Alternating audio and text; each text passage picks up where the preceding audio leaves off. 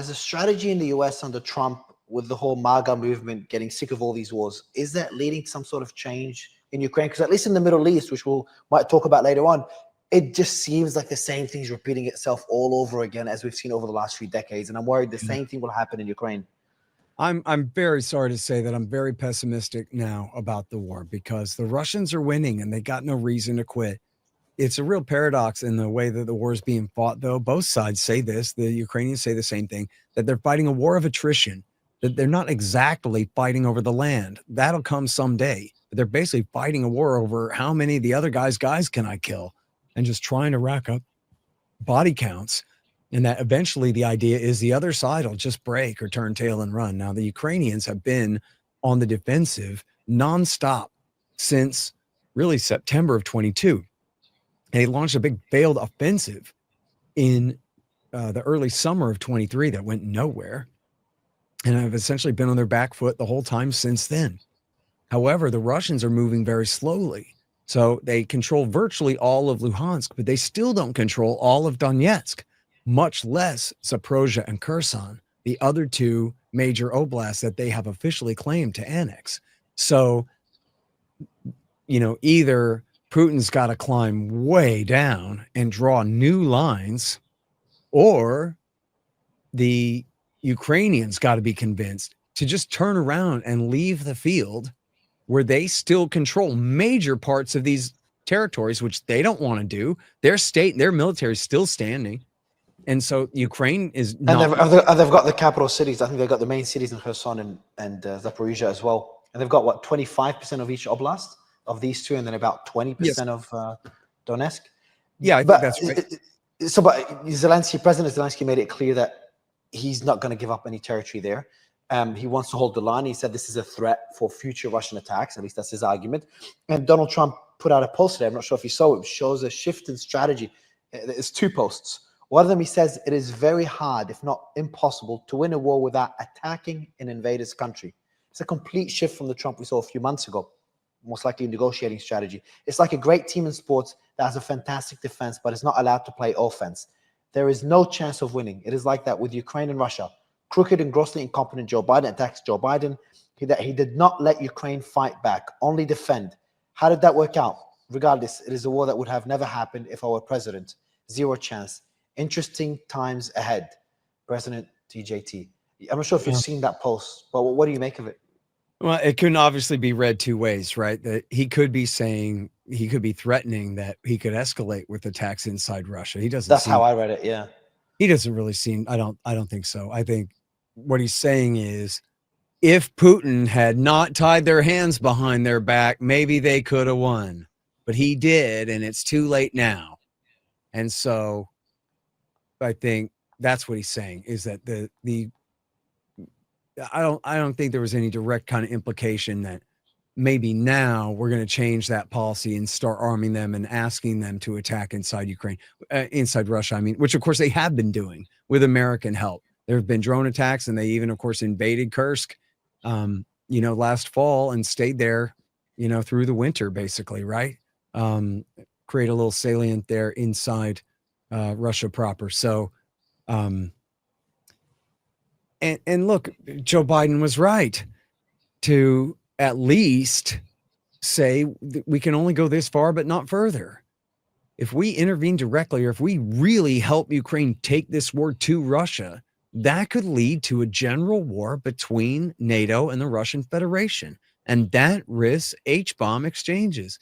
And, I don't know, I'm not the world's best expert on this, but I have read quite a bit about this, and I've interviewed a lot of experts about this, where in all of the nuclear war games that they host and play over and over again, whenever atom bombs start going off, it ends up devolving into general war, right? Like potentially you could have a war between India and Pakistan, but even then China might jump in on Pakistan's side, and America could then warn China that you better not or else, and you could have things spin right out of control right there.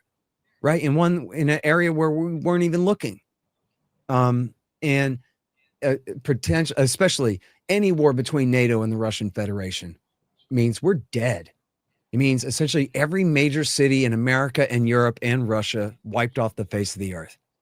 That's what it means. If we fight Russia, That's the direction it goes. So Joe Biden said, look, man, we're going to wage this proxy war as hell, but we're not going any further than that. And rule number 2, supposedly from General Milley, was keep the war geographically contained to inside Ukraine. Because regardless of what Trump says, otherwise you're nuts, man. I mean, imagine that Ukraine had got their act together and went further than Kursk and started marching on Moscow. What do you think the Kremlin would do? There was already talk of using a tactical nuke, giving a warning. I can't remember who it was that was speaking about it very openly in Russia, and not a fringe politician, someone pretty vocal, and not a moderate, but not too extreme. He was saying about using a tactical nuke, but in a smart way, like giving a warning for the Ukrainians, 3 days warnings for them to evacuate a certain territory, and then using that tactical nuke to kind of disrupt their supply lines. See, it's just terrifying that we're even discussing that as a possibility. And you're saying that if one would read Trump's post, which again I see as a negotiating tactic, but that there's a possibility that Ukraine could go on the offense and start going deep into Russian territory, that could lead into a direct confrontation with NATO, despite kind of the mending of relations between Trump and Putin. Well, that's the whole thing is, yeah, at the end of the day, these guys are in charge of major nation states. So I'm glad that they get along very well. And I wish that they would make the absolute most of that they possibly can.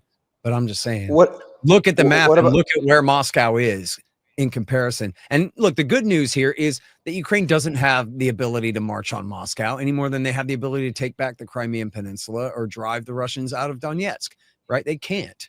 And so that's the good news, right? If there was a real threat to the Russian nation from Ukraine, then it would be even more imperative that we call for a ceasefire. It'd be better to watch Ukraine lose and watch Russia itself lose. I don't mean lose in Ukraine, but I mean Russia itself be invaded and beaten by Ukraine, because they're not going to allow that. They will start fusing hydrogen isotopes together before they allow that to happen to themselves. The same as would happen if someone was marching on Washington, D.C. Somebody would get nuked before they just lay down their guns and go home, of course. What do you make of the other post by Trump, posting a photo of Nixon and Khrushchev back during the Cold War? I'm not sure if you've seen that one. Have you seen that one on Truth Social? No, I like that, though. What do you make of it? Look, I believe nothing else. There's no text with the post. Yeah, I believe that Trump is sincere in wanting to end the war. And I'm not sure what that picture is, by the way. If that's like him showing is that the washing machine tour or whatever? I don't think. I guess what I would say is my initial impression of that is he's not boasting about when the Americans are kind of showing up the Soviets. He was saying, look, previous Republicans negotiating with Russians, and it's why it's good to do, which is right. This is what, we talked about before. Only Nixon can go to China, right? It was Nixon who went, but as I said at the time, only he could, because otherwise, if anyone else went, Nixon would have called him a commie, right? It had to be Nixon to go and shake hands with Mao, because everybody knows Nixon's not a commie, right? He's the one who put Alger Hiss in prison. So, or at least correctly accused him of being a commie traitor. So Nixon can go and shake hands with Mao in a way that nobody else could get away with. It's the same thing with Ronald Reagan making deals with Gorbachev and Bush Sr. to make deals with Gorbachev to end the Cold War, and could potentially be the same thing for Trump now. I have said, and I really am sincere about this, I'm not a utopian. And when I say I'm anti-war, I'm talking about America's era of phony wars and imperialism. That doesn't mean no one should ever fight to defend themselves or whatever. I'm not a hippie. I'm just saying, it should definitely not be this way at all. I want to kind of summarize what you've said, what we've discussed there. We've discussed kind of the American foreign policy and how it led to where we are today in Europe and after the fall of the Soviet Union. And I want to make that comparison. I made it earlier very briefly to what we're seeing in another region that's just going through a heartbreaking war, and that's in the Middle East. We've seen that in obviously Gaza, in Lebanon, and in the 12-day war with Iran. Mm-hmm. But most people don't know the history there. Most people don't understand that Iran was one of the closest allies in the Middle East to Israel. Iran, even after the revolution, was not an ally of Israel, but Israel was supplying weapons to Iran after the revolution, after Khomeini took power. And that was through the US. There's all these different complications. Let's just give maybe a similar crash course for the audience on how the hell we got to a level where the US fought a war in Afghanistan, fought a war in Iraq, is funding a war right now. He kind of leaned back because that was a lot uglier. That was a lot that needs at least 4 or 5 hours. It's funding a war in Palestine, in Israel, Palestine. How did the Middle East get to the mess it is today, and what is the end game? But let's maybe go back to the maybe the coup in the 1950s in Iran, since this is the other big war that we faced in the last few months. Sure. Well, again, it's all part of the Cold War with the Soviet Union at the time and maintaining American dominance in the region to keep them out. So the big enemy at the time was Arab nationalism, and especially socialism and communism. So picking up where the British left off, America favored Islamists mostly, and in some cases Ba'athist, such as in the case of Saddam Hussein, who the CIA began grooming back in 1958, I think was the first time that they started backing him. And just to be clear, for the people listening, that's the same Saddam Hussein that the US ended up leading to his death and led to the Iraq War. That's the same Saddam Hussein that the US was backing. Most people don't know this, but Saddam Hussein was initially backed by the US and was almost allied with the US against Iran. Yeah, and then he had been the head of intelligence for a while. Then the dictator that he had served was overthrown, and so he had gone into exile in Cairo, where America supported him more again. Then he came back and was the second number. He was the number 2 guy to a guy named al-Bakr, I believe, who was closer to the Soviet Union and really helped build up Iraq's military forces with Soviet tanks and that kind of thing. But then I forget if Hussein killed the guy or just kicked him upstairs, kicked him out of power, or not even upstairs, but just pushed him out of the way and did a coup d'etat and took over in 1979. And then for reasons I'll be explaining in a moment, I guess, the Americans ended up befriending him again, taking his side again. So he forced him to resign, did not kill him. He lived under quiet house arrest until his death about 3 years after he was deposed. Oh, okay. So now another part of maintaining American dominance in the Middle East was backing a coup d'etat against the Shah Reza Pahlavi, who was the son of the old dictator. He had been in there himself for a little while and then had been overthrown, and they had created a parliamentary system. And America, in fact, had even favored the rise of Mossadegh in the beginning, the democratically elected prime minister, because they thought he'd be a good counter to the Soviet Union. And then once he got in there, he was a bit too independent. And it depends on who you read. Some say he was trying to really nationalize Iranian oil. Others say, he was just asking for a percentage, where the Brits were basically completely screwing them and paying them nothing for all the oil that they were pumping out of there.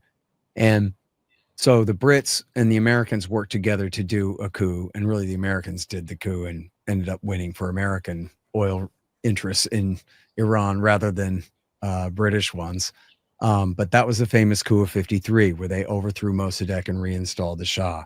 Now, the Israelis also got along with him essentially that whole time, I think. And Iran really did well in that period. He was very harsh as a leader. And Iran was definitely not a democracy, as a monarchy, but Iran didn't do well economically, and even became a very secular country under the Shah. Well, I don't know about the whole country. I know that there's, they can always show you kind of Potemkin pictures of Tehran or Kabul and go, oh, look, women in skirts. And so they exactly. I've seen those, the skirt. Yeah, skirts. it was like Iran before and after.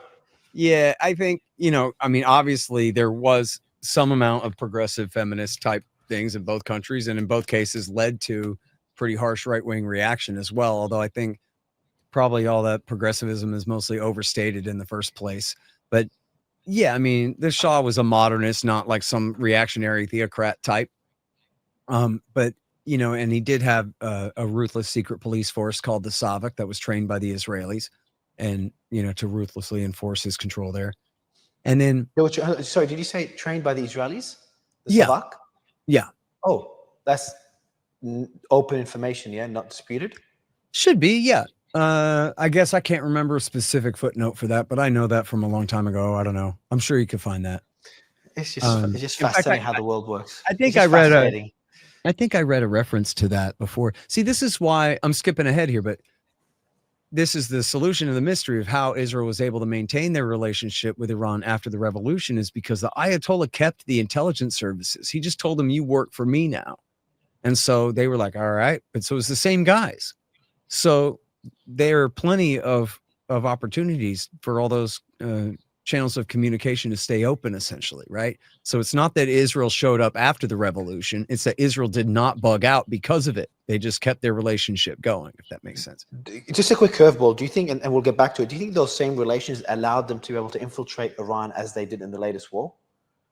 Could those same relations be kind of nurtured over even decades? I could not tell you the history of Israeli covert ops in Iran in the 70s and stuff. I just not my expertise there. Just came to my mind when you said the Savak was trained by Israel, and then the Savak remained there after the revolution. So I'm like, hold on, because the way that Israel infiltrated Iranian intelligence during that war was just mind-boggling to me. It'd be very interesting to read like some in-depth journalism about how that was accomplished, especially from Iranian sources, you know, not just Israelis crowing about it. But I don't know if we'll ever really know. They have pretty heavy censorship there. But all right, so